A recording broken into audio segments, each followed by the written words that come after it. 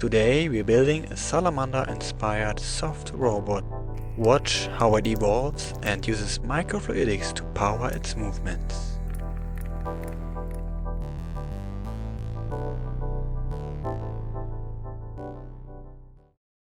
Why build a salamander robot? Well, evolution offers us the perfect blueprint. One of the biggest steps in animal evolution was when creatures moved from water to land millions of years ago. Today's salamanders still move a lot like those first animals that crawled onto land. See how they use their body?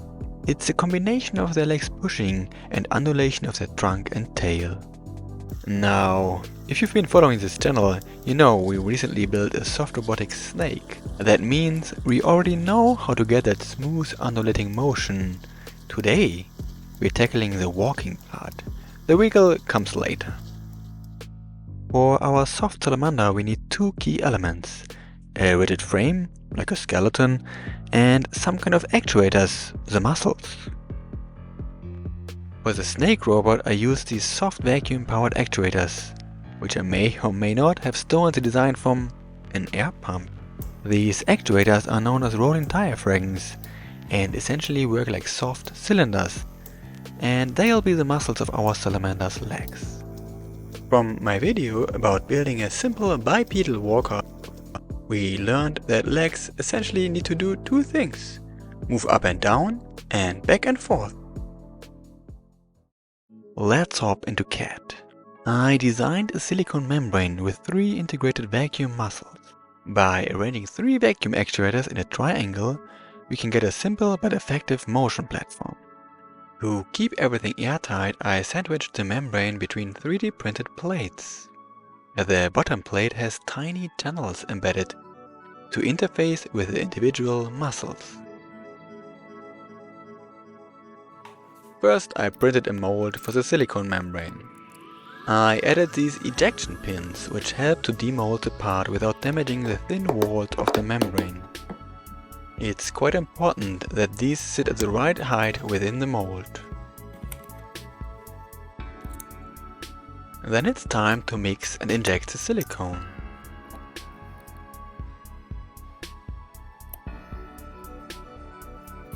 To cure the silicone, I place the mold on the heated bed of my printer at 60 degrees Celsius.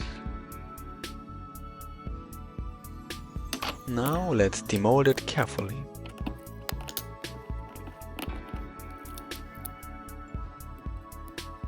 After trimming off the excess silicone and repunching the screw holes, there it is, our finished membrane.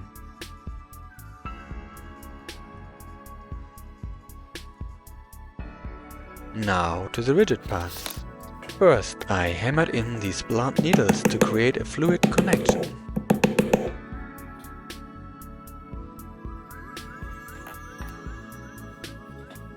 Then, the membrane is sandwiched between 2 rigid parts and screwed into place.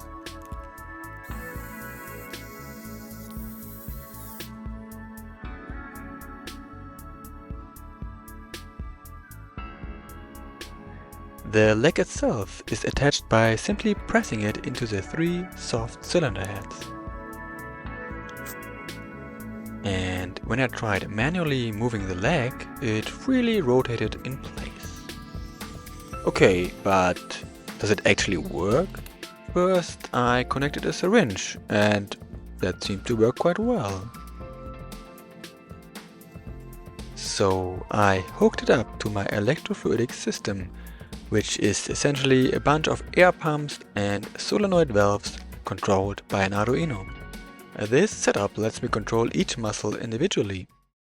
Now, with 3 vacuum muscles, there are actually 8 possible states in total. None of the muscles is active. Only 1 muscle is active at a time. Pairs of muscles are active. Or all muscles are active at once. To see what kind of motion we can get out of this leg, I attached a marker and tracked the motion using Blender.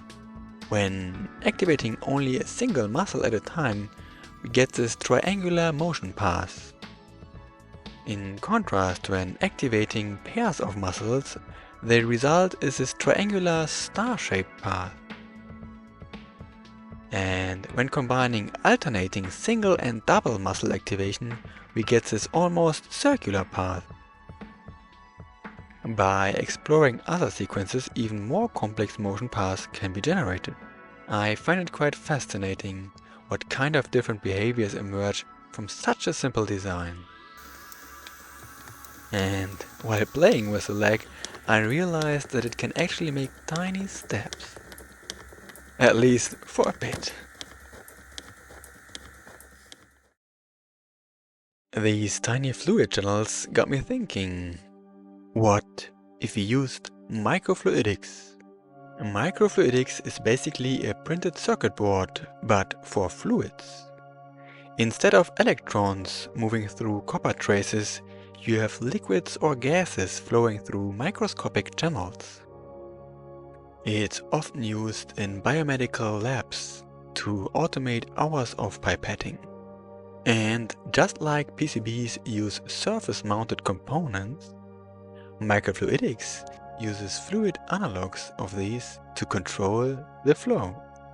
For example, take a look at this rotational valve. Or these pneumatic valves, they can create quite mesmerizing fluid flows.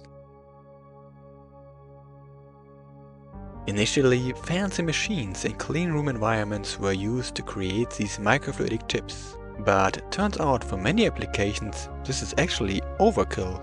Nowadays, people even use affordable filament printers to create basic microfluidic chips. Now, here is the interesting part. People have actually started using microfluidics for building soft robots.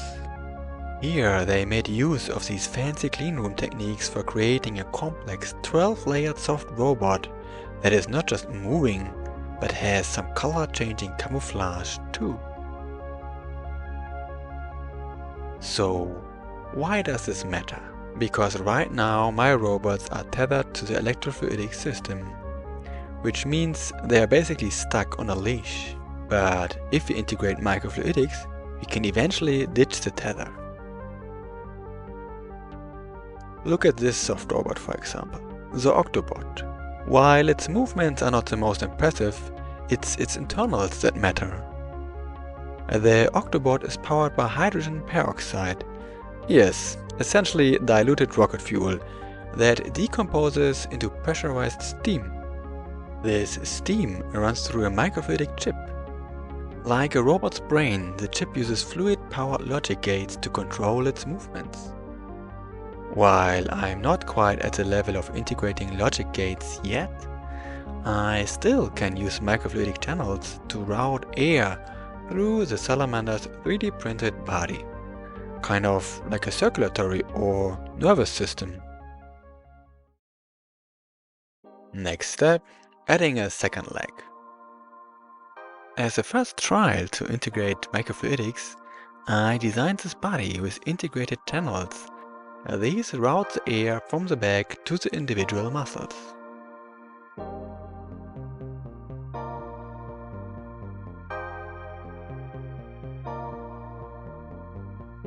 After printing the new body, I carefully trimmed away the brim.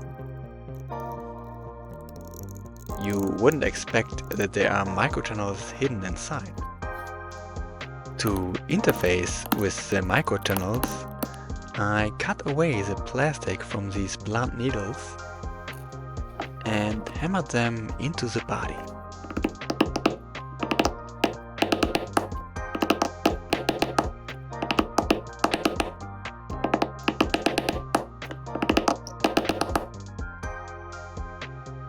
Then it was time to add the legs. First, sandwiching the membranes and screwing them in place.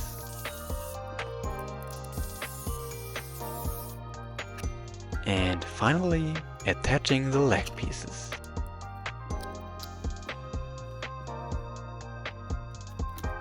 To power the robot, I connected tubing to the blunt needles and then to the electrofluidic system. Then it was time for testing. I used that circular motion path we discovered from the single leg and applied it simultaneously to both legs. It looks a bit like rowing, not really like walking, so I adjusted the timing of the legs. Now let's see what this does. Well, it seems to love to wiggle. To improve friction with the ground, I redesigned the leg and added a silicone tip. After adding the new legs, I tried again, using that rowing motion. Well, it seems to move a bit, though quite slowly. Let's try that again with the updated time. It still loves to wiggle. I mean, look at that thing shaking its booty. Alright, let's go full salamander mode. First, let's have a look at a real salamander's locomotion again. Notice something? Diagonal leg pairs move together. This is good for us because there's a small problem. Since we need to control 3 muscles per leg, having 4 legs would require 12 individual air inputs to the robot, but my electrofluidic system only supports 8 outputs. And this is where microfluidics comes in handy again. To reduce the number of control inputs, I connected the diagonal legs using channels. In a way, hard-coding simultaneous movement between those leg pairs. Of course, this will also reduce the ability to steer, but that's okay for now, as I first want to get a basic walking design going. Time to print it.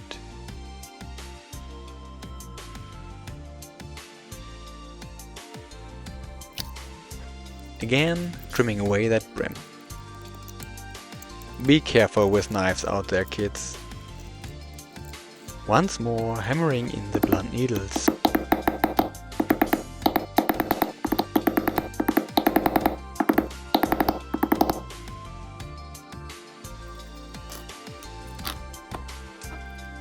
Then, sandwiching the muscle membranes and attaching the legs.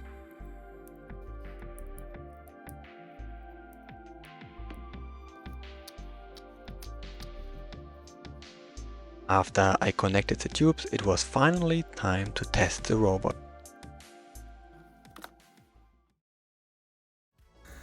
First, I made a simple code that toggles through some static poses, like fully retracted, laying down and standing tall. And this inspired me to create a push-up mode. It's going strong at the robot gym. I tested its weight-bearing capacity by placing one of the pumps that power it on its back. It seems like it can lift that with ease. That gives me hope to eventually fully integrate the control system into the salamander bot. Then I applied again that circular gait motion synchronously to all legs. Now it's doing that rowing thing again. Seems like it can wiggle itself forwards a bit, but looks kind of inefficient. I once again adjusted the timing of the gait, and when I tried it out, it finally started walking. Not gonna lie, it doesn't quite move and look like a salamander yet. The proportions are off, but actually that's a good thing. There's plenty of space to add, and adding undulation is a must. Out of curiosity, I removed the legs to see the membranes move. This really reminds me of octopus tentacles and their suction cups. And when I placed the robot on the membranes,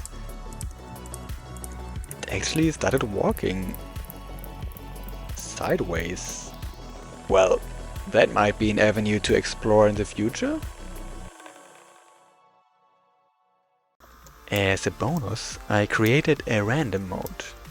This randomly toggles through all 64 possible states of the robot. and results in this cute dance. Seems like it can't stop dancing. Must be a raver.